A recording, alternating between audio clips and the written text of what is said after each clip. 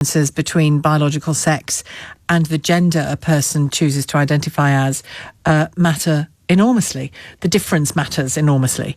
Not to exclude people from a happy life, from a safe life, but because some things are bound by, legally bound by, and factually bound by biological sex. That's my only reason for being exercised by that point. How somebody wants to go through life and live their life is entirely their choice. But we all go through life, even if we have loads of choice, we all go through life with some factual and legal realities wrapped around us, and gender and biological sex and gender is one such example of that, but there are, of course, others. And I want to talk about this today because a new review led by Professor Alice Sullivan has said that, well, she's urging public bodies, including the government, to collect data on both sex and gender identity and not conflate the two so readily. She says that there seems to be a conflation of the two across the board in our public bodies. And that leads to, let me give you two examples. It leads to factually incorrect collection of data, important information on crimes, the sex of who commits what crime against which sex, very important for women's rights and women's safety, but also for the safety of trans people. Their biological sex matters in the kind of healthcare that they receive. So a trans man may need a mammogram. A trans man may need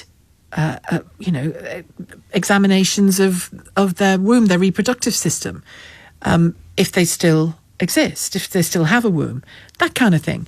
And if you've got down on paper and on that person's records that they are male, when in fact they are biologically female, you can see how, there's evidence in this report that they miss out on key health checks, for example. So, set aside the sort of, in my view, the obvious folly of it. There are real world impacts because of this. The government, for its part, has basically said what governments often do with independent reports. Thank you very much. We'll go away and consider this.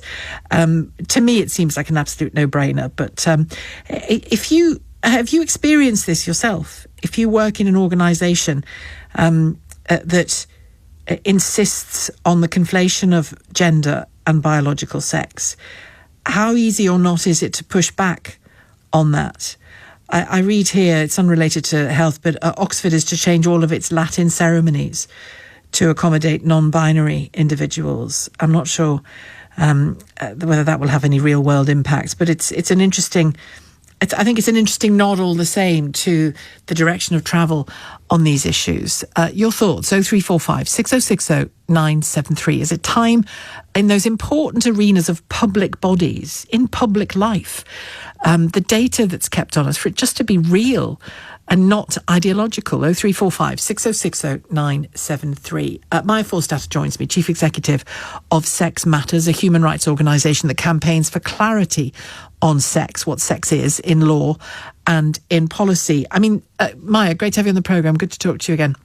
Hello, Sheila. This is a perfect example of the kinds of things that you and many others have been arguing for some time, or not even arguing, pointing out for some time. Yeah, we see this across all public bodies. They have stopped collecting data clearly on sex.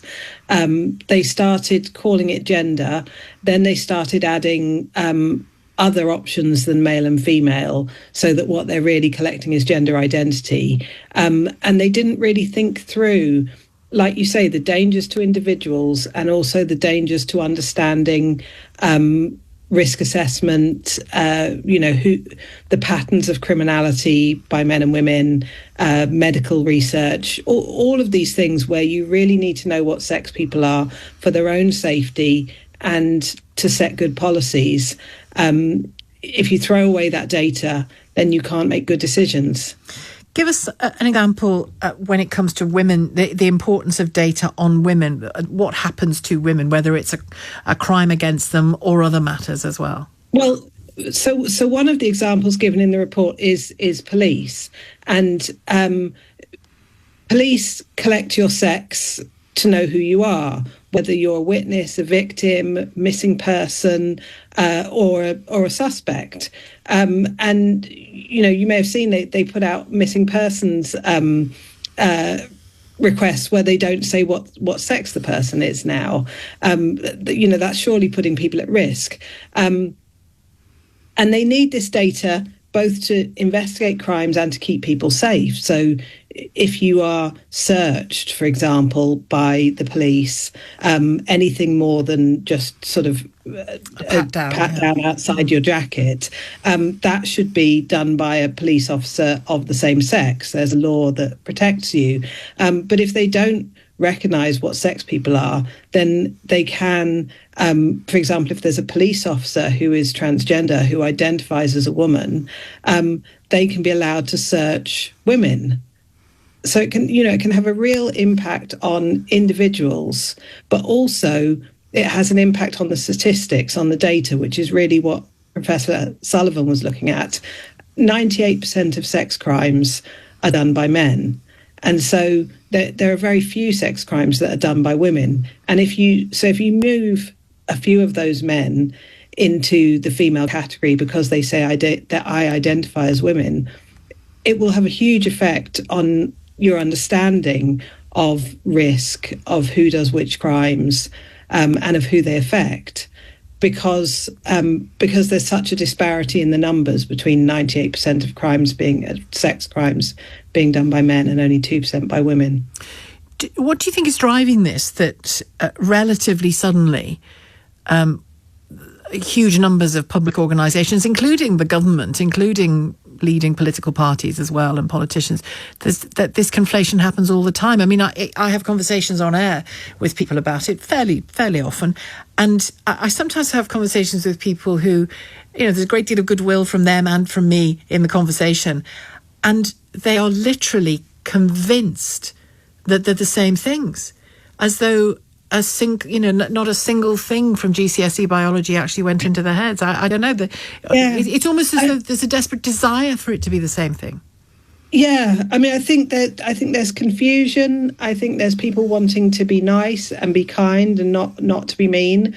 I think there is often people think it's against the law to say what sex somebody is, and they think it's breaching their human rights, their right to privacy, to say what sex somebody is. But if you're running a changing room or, gym, showers, hospital ward, any of these kinds of situations, you need to know what sex people are to keep them safe and to keep other people safe.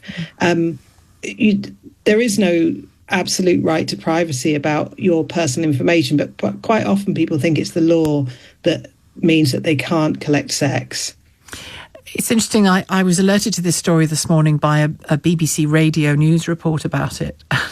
And I used to work at BBC, as you might know, for a long time. And I kind of gave a wry smile to myself because I just thought they are presenting this, the person who happens to be telling the story is presenting this with zero reference to the fact that often on their own websites, they'll have clearly biologically male people, heavy beard, the full hit, and described as she and a woman just because they wish to be. And I've got no problem with them wishing to be. That, I don't agree with it, but factually I don't agree with it. But for a body like the BBC, I've always thought it was so strange the way they approach this, because I know for a fact that was not the case even a decade ago when I worked there. Yeah, I think they've been lobbied hard by internal activists. They've been lobbied by external activists. But their job is to tell the truth. And they're not doing that. And particularly when it comes to crime. I mean, seeing a rapist or a child abuser described as she and a woman is particularly offensive. Yeah. The lobbying you talk about, the BBC shouldn't be lobbied. The NHS shouldn't be lobbied, particularly. It's you're there to provide equal care to everybody, equal truth reporting to everybody.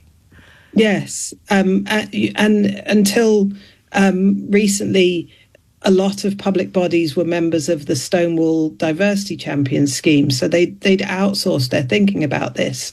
They had signed up to this scheme where each year they get assessed about whether they're meeting Stonewall's recommendations, which don't align with the law, and which lead them down this path of conflating sex and gender identity.